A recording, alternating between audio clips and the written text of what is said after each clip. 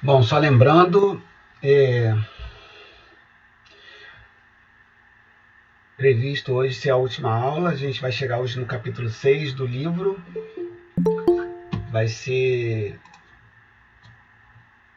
um bate-papo simples, como tem sido. No final da aula tem uma tarefazinha. Vou comentar os números da pesquisa que a gente fez da quinta-feira. E lembrar de novo que quinta-feira agora, depois da manhã, é a primeira parte da P2. Quem quiser fazer agora pode fazer. E quem quiser pode fazer também na terça-feira que vem. Tá? Então vamos lá.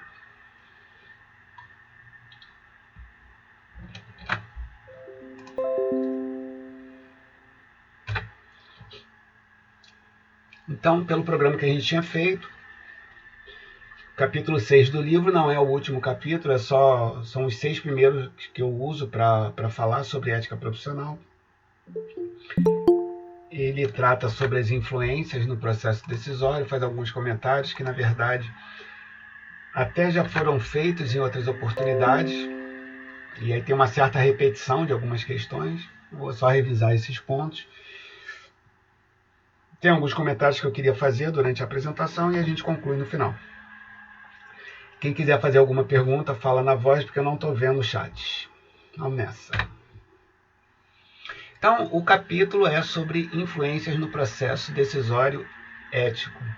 Ou seja, a ideia do livro é apresentar algumas variáveis, alguns estudos, algumas opiniões, algumas constatações, alguns dados sobre como é que questões morais, ou seja, abordagens sobre ser bom ou ser mal, influenciam na ética. E o que seria essa ética? Seria o estudo dessas questões. Né? Então, normalmente, não se diz tecnicamente que eu tenho ética. Né? Se diz tecnicamente que você tem uma moral boa ou ruim.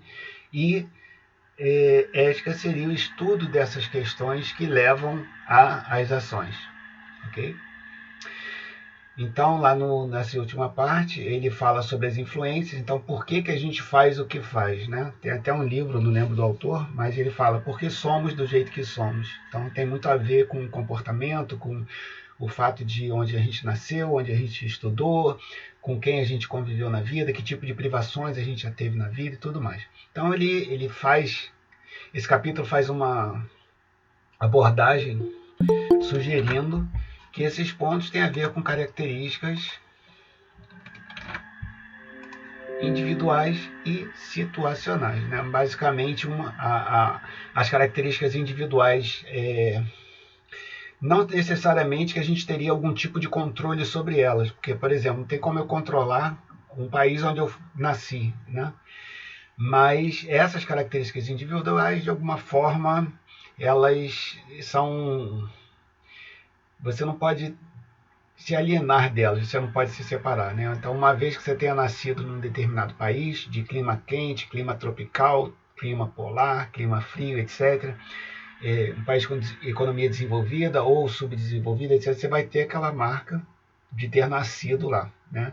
Em determinada religião, em determinada parte do país, em determinada parte da cidade. A gente já viu naquela pesquisa bem simples que a gente fez no início do semestre, que o fato de ter morado, o fato da gente morar numa determinada parte da cidade, nos deixa com determinadas características sobre a percepção ética das pessoas e sobre a percepção ética em relação a nós mesmos. Então, essas seriam características individuais. Em alguns outros pontos também a gente já falou um pouco sobre características situacionais, né?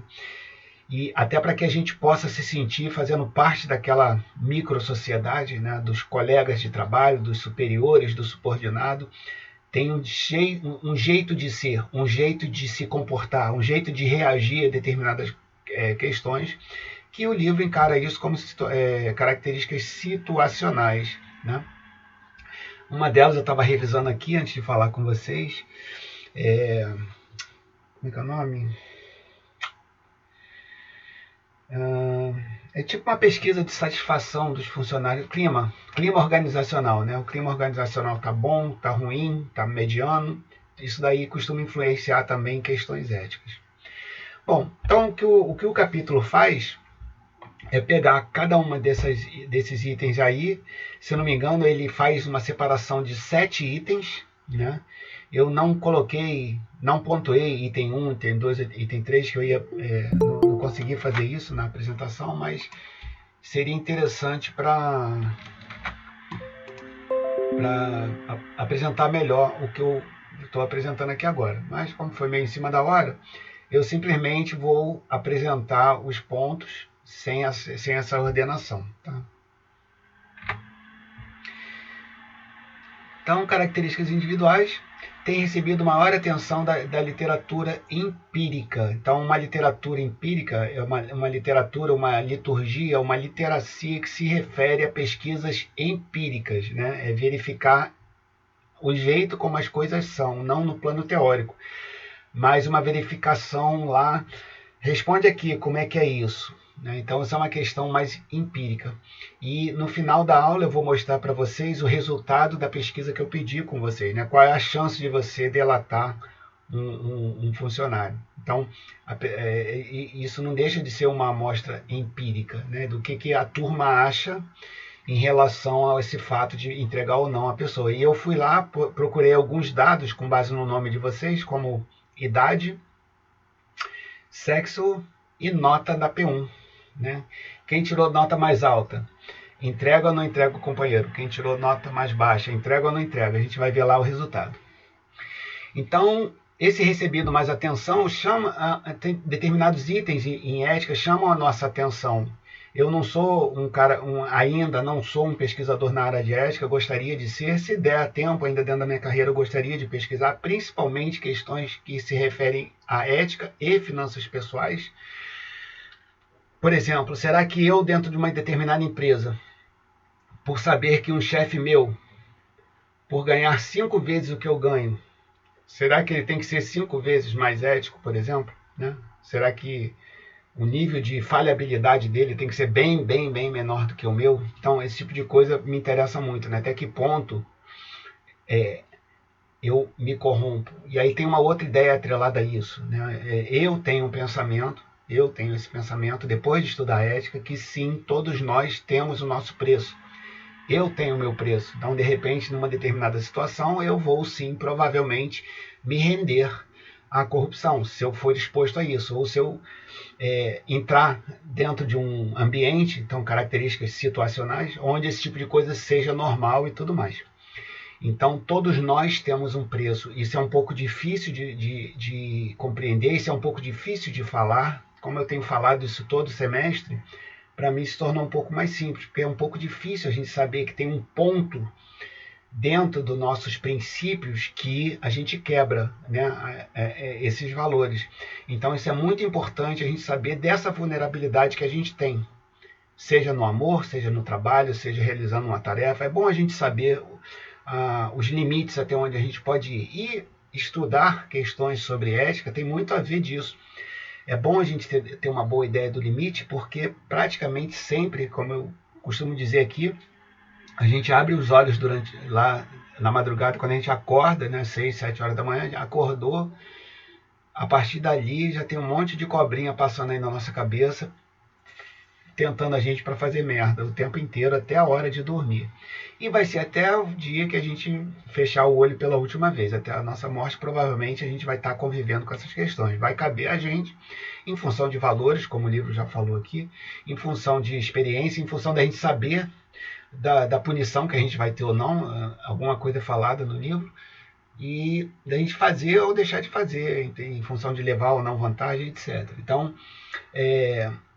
essas características individuais, qual é o tipo de pessoa que mais comete problemas éticos, né? Estava conversando ainda agora com uma pessoa que trabalha numa determinada empresa e lá tem uma identificação do perfil de pessoas que se corrompem mais, né?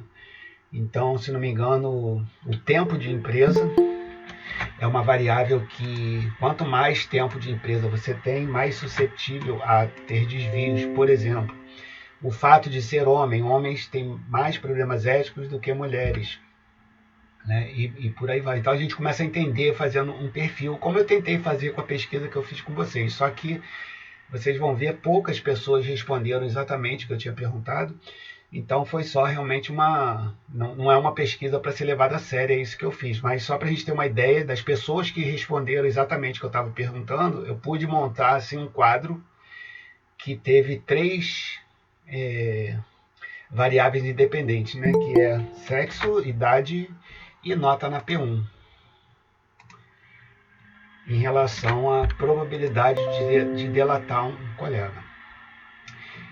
Então, algumas variáveis: experiência de vida e circunstâncias do nascimento. Então, isso tem a ver com as características individuais. São variáveis a serem consideradas para o processo decisório ético. Então, lembrando que toda essa literatura, todo esse livro é sobre o processo decisório ético. Então, tem que lembrar disso. O livro é esse tipo de abordagem. O que eu tenho na minha cabeça, questões racionais, né, e o que eu tenho no meu coração, questões emocionais. É em contato com experiência, vivência, tempo disso, tempo daquilo, questões técnicas, valores da minha vida e tudo mais.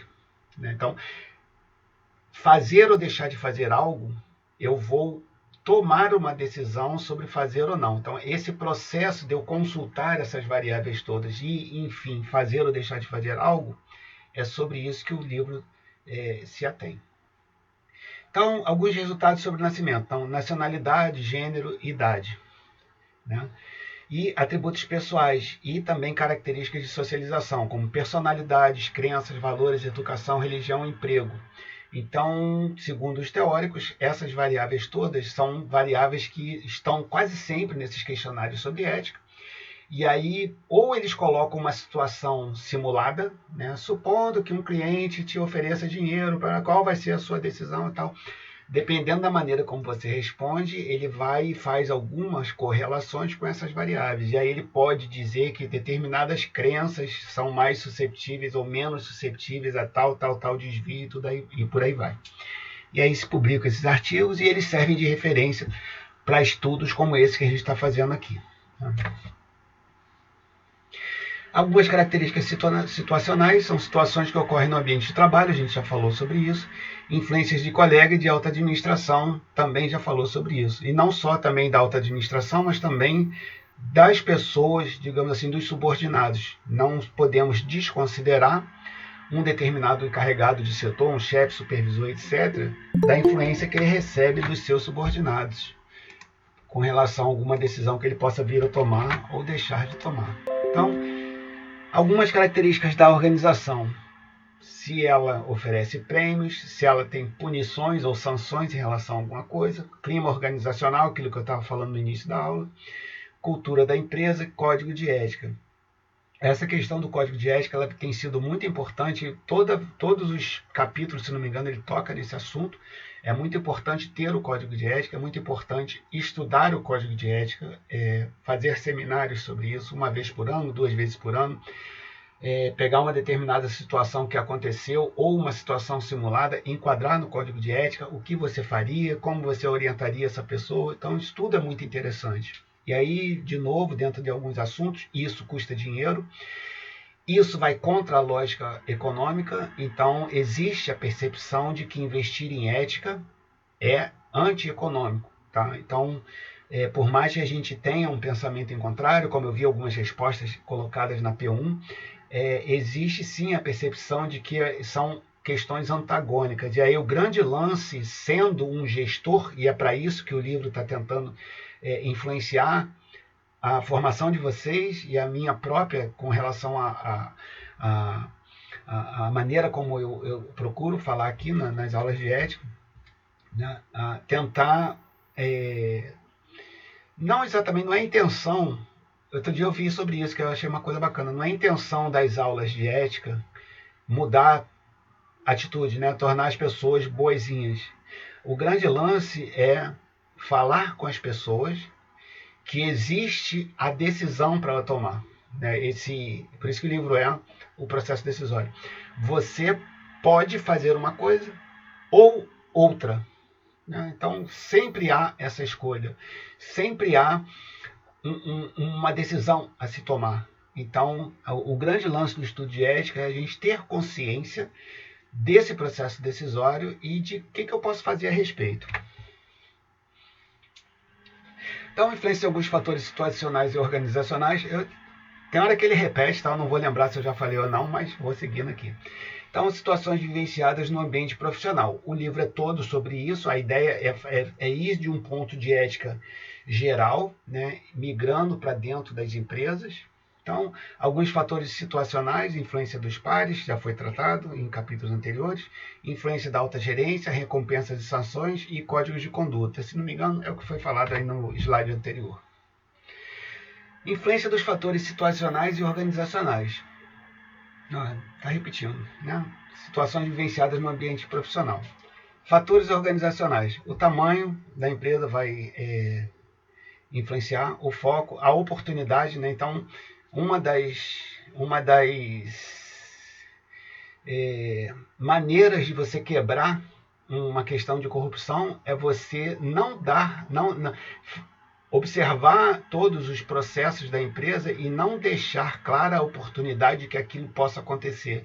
Então, se você inibe a oportunidade, você acaba inibindo um desvio ético, digamos assim. E isso é bem interessante, porque isso é bem técnico, né? Isso está um pouco, de uma certa forma, ao alcance dos gestores de provocar isso dentro da organização. Então, eu acho isso bem interessante, essa questão da oportunidade, né?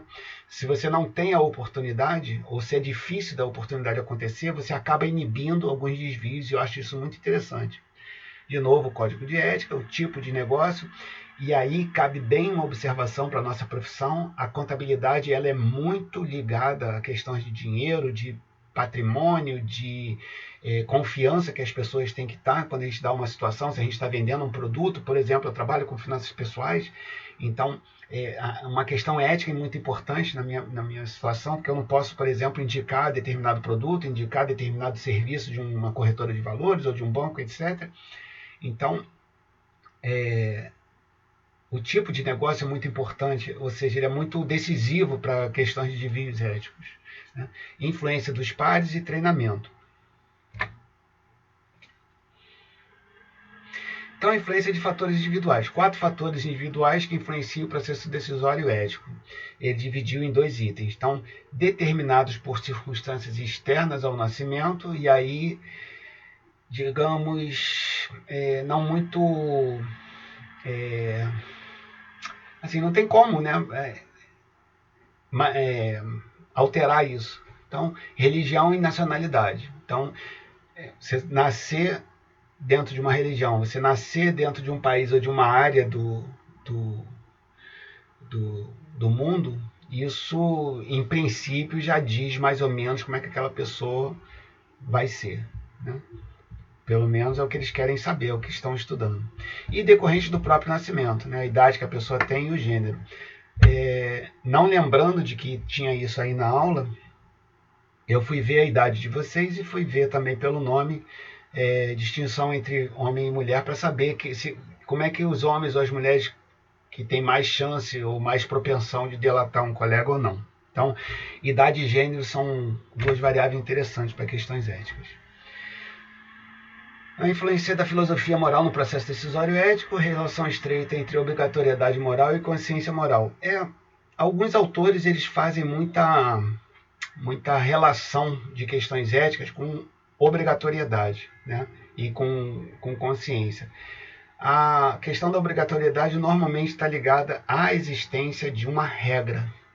E regra, a gente pode entender qualquer tipo de regra, inclusive das leis. Só que lembrando, foi assunto, se não me engano, da aula anterior ou antes da anterior, que lei não é exatamente uma referência para a ética, porém pode ser tratada assim de um ponto bem distante, basicamente porque existe a percepção no mundo inteiro de que leis não são feitas estritamente para atender a população. As leis são feitas de uma certa forma para atender uma elite, para atender um ramo da sociedade, um ramo industrial, um ramo de serviço, etc. Então, existem algumas percepções de que lei não é um parâmetro para questões éticas, embora devesse ser, talvez, né? E a questão da consciência moral, o fato de você, independentemente de você saber que está sendo patrulhado ou não, você agir sempre de uma determinada maneira, né? Então, existe aquela percepção de que se a gente lê, qualquer uma pessoa, eu, você, todo mundo, se a gente lê lá, estamos sendo filmados, aquilo já é uma indicação de que eu vou agir diferente, ok? Não tendo aquilo, eu posso ter uma dúvida de que se eu agir de uma determinada maneira, se eu vou ser pego ou não. Agora, se tem uma câmera, provavelmente se eu fizer alguma merda, eu vou ser pego, né? Então, essa questão da consciência é muito interessante, né?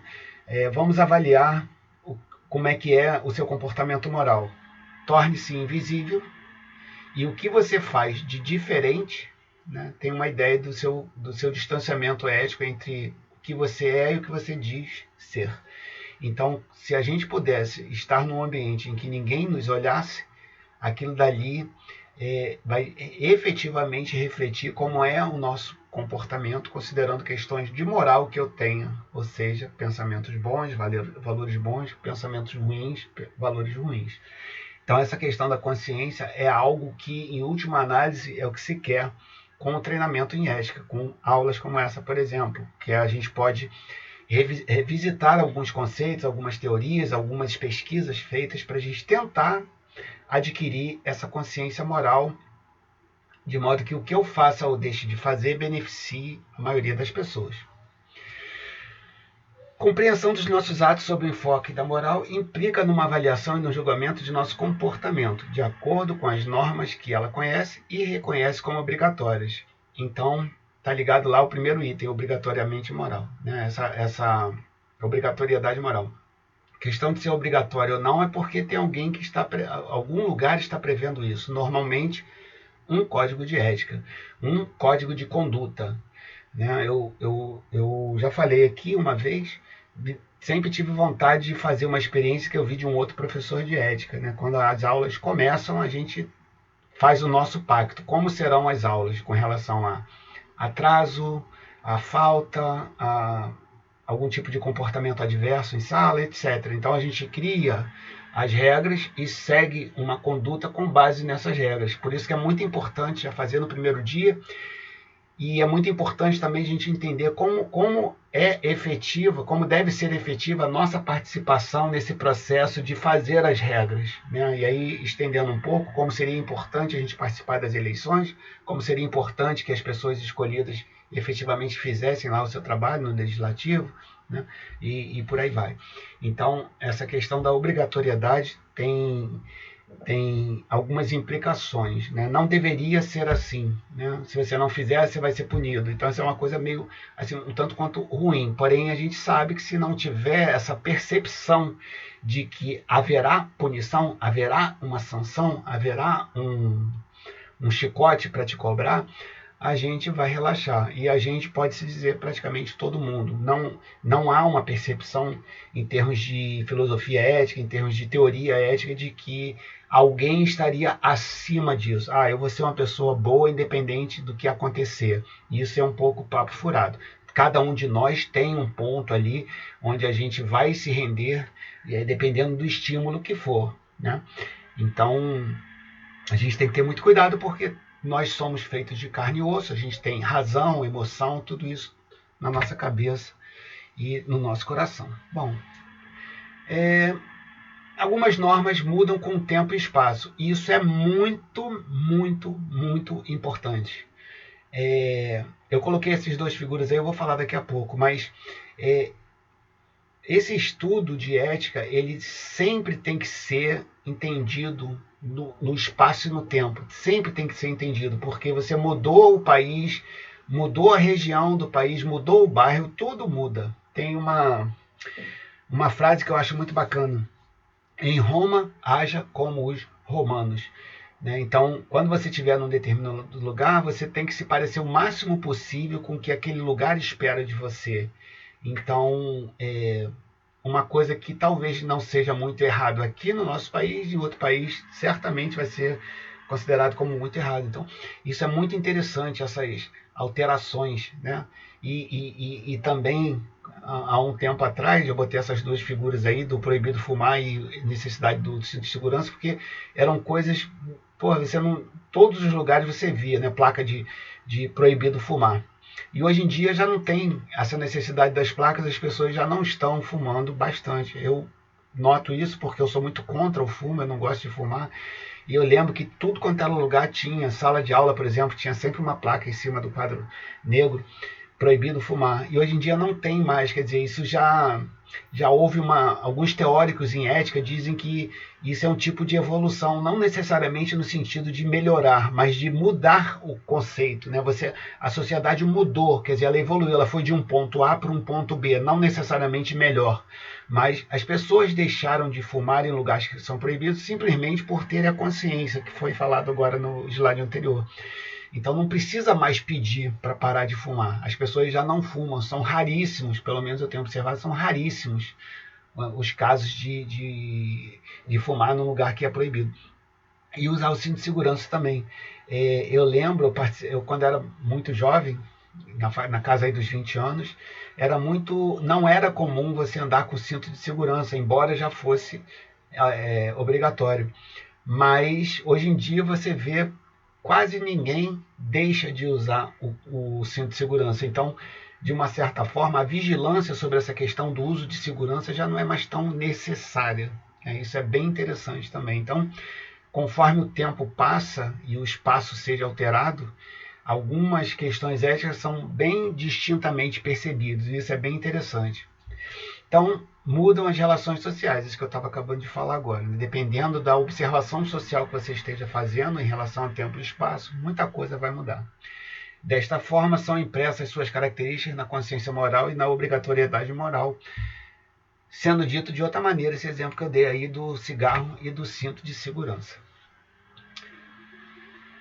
O gênero é o fator mais pesquisado que qualquer outro nos estudos empíricos, porém sem resultados conclusivos. Essa é a opinião lá de Ford e Richardson.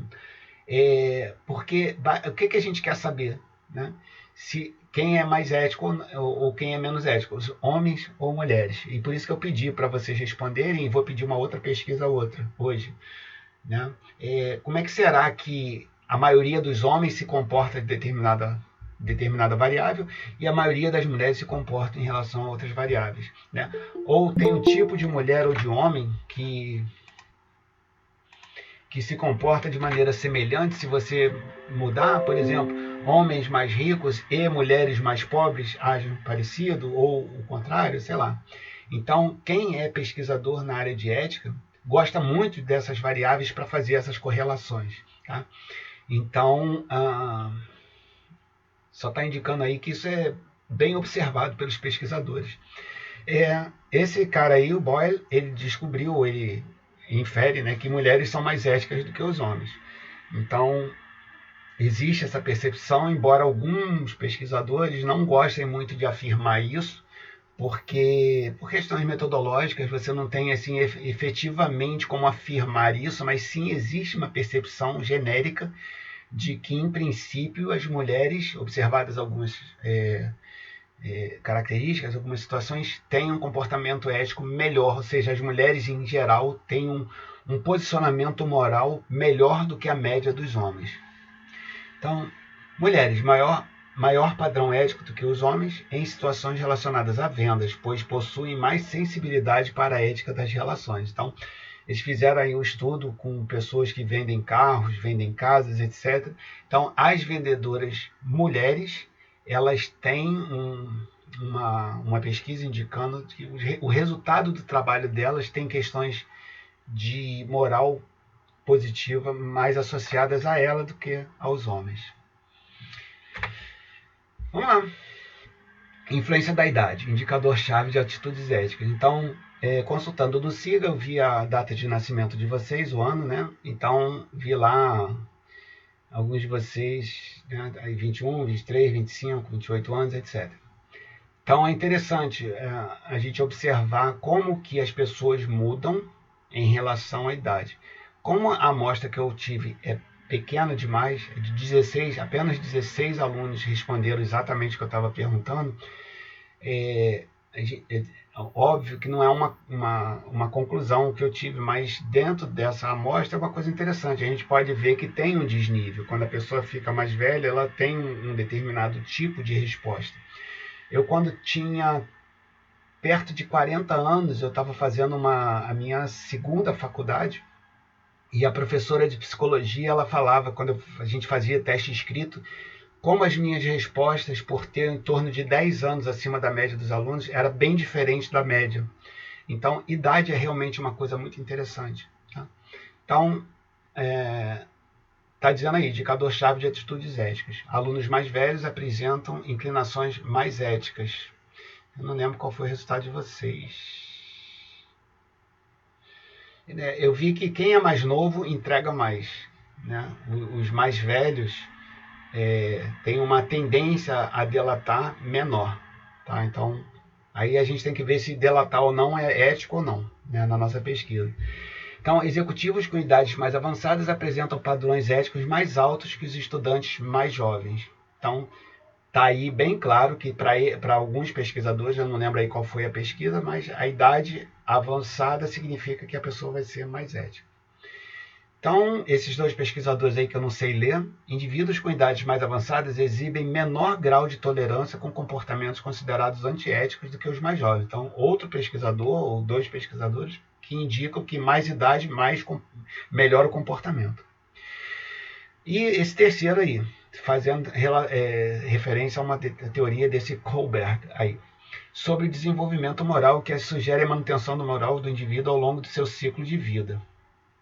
Maturação, não manutenção. Então, se não me engano, foi questão da P1, não lembro. Né? Maturidade moral. Então, o tempo vai nos dando vivência, vai nos dando observação, vai nos dando um monte de coisas, né, que a gente vai, de uma certa forma, entendendo melhor como o mundo funciona. Né? Então, esse ciclo de vida, a questão da idade, a função de já estar começando a chegar mais perto da morte e tudo mais, isso dá uma reação na gente que é bacana de se estudar na ética. Então, influência da formação acadêmica e do tempo de trabalho. Gerentes são mais éticos do que os estudantes. Então, uma pesquisa que esse cara aí conduziu, ele viu que o fato da pessoa já estar trabalhando na empresa, isso sugere que ele tenha um pouco mais de comportamento ético exemplar do que os estudantes. Então, não sei, talvez o fato de você lidar já com o seu emprego, de ter a responsabilidade da família e tudo mais, né? Não sei, não lembro da pesquisa, mas é o que ele concluiu. Indivíduos nos últimos anos de carreira apresentam mais altos julgamentos éticos. Então, idade, de repente, representa a responsabilidade, né? Ou a expectativa de se ter que trabalhar com alguém mais velho, a expectativa de que essa pessoa tenha um comportamento melhor do que os mais jovens. Então, comparando profissionais de contabilidade com outros superiores de negócios, antes de fazer um curso sobre auditoria, não encontro diferença no raciocínio moral entre eles. Então, é uma pesquisa interessante que, antes de fazer o curso, se não me engano, de auditoria, né? Auditoria. Antes de fazer o curso, independentemente de ser ou não contador, existia uma percepção moral entre eles muito parecida. Só que depois do curso, quer dizer, depois que você falou sobre auditoria, e aí observando alunos que tinham formação contábil dos que não tinham, os profissionais de contabilidade em cargo superior registravam valores mais altos que os demais. Quer dizer, depois desse tipo de formação, depois desse tipo de intervenção educacional, os contadores, depois desse curso de auditoria, tinham uma resposta ética melhor do que quem não era contador, segundo Green e Weber, nessa pesquisa já bem velhinha, 1997. Vocês estavam nascendo, né? Pelo que eu vi aqui.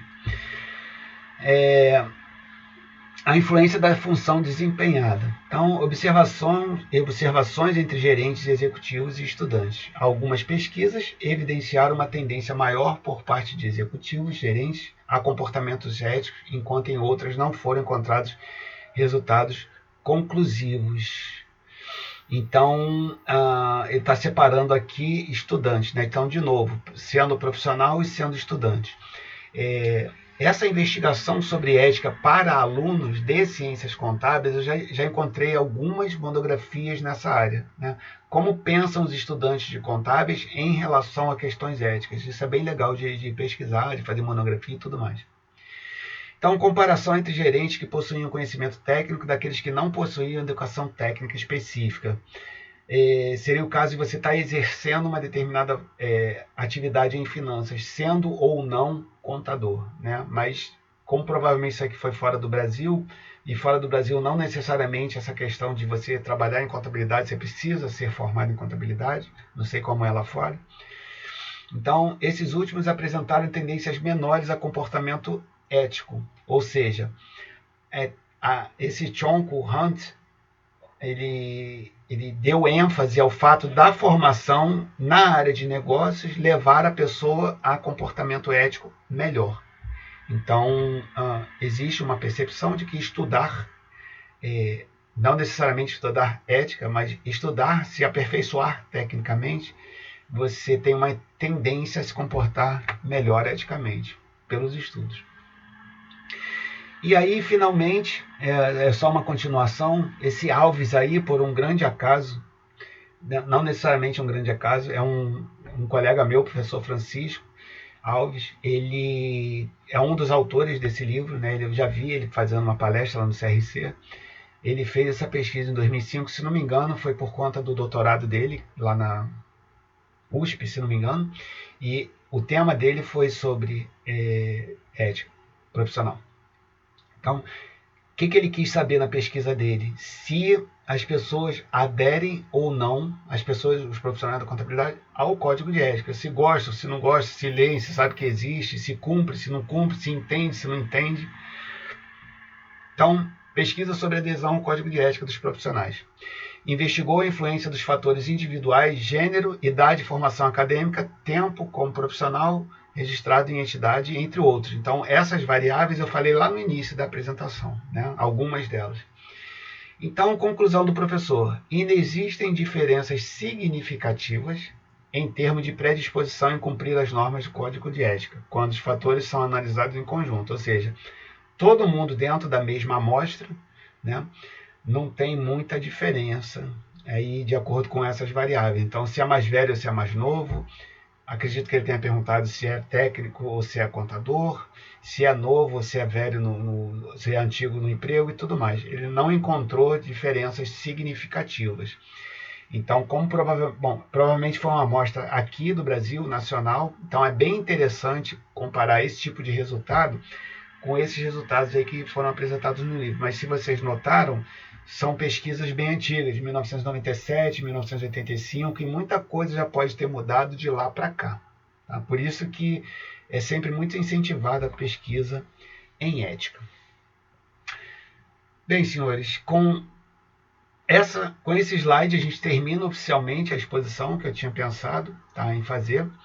Então a gente vai proceder agora a alguns passos finais. Tem uma tarefa que eu vou passar agora e é importante eu deixar algumas coisas claras em relação a essa, porque a forma como você vai responder a pergunta, ela vai ser medida por mim, tá? Em uma pesquisazinha que eu estou fazendo. Vou apresentar, se não me engano, o resultado da pesquisa, uma curiosidadezinha, e logo depois vou passar para a tarefa e a gente encerra, tá? E aí encerra o nosso semestre. No final, depois que vocês souberem as notas, eu vou dar um ponto adicional para quem quiser. Eu vou perguntar como, para que vocês possam, vai estar todo mundo com nota, eu vou perguntar de que maneira vocês poderiam me ajudar a tornar esse tipo de aula de ética melhor pela visão dos alunos, tá?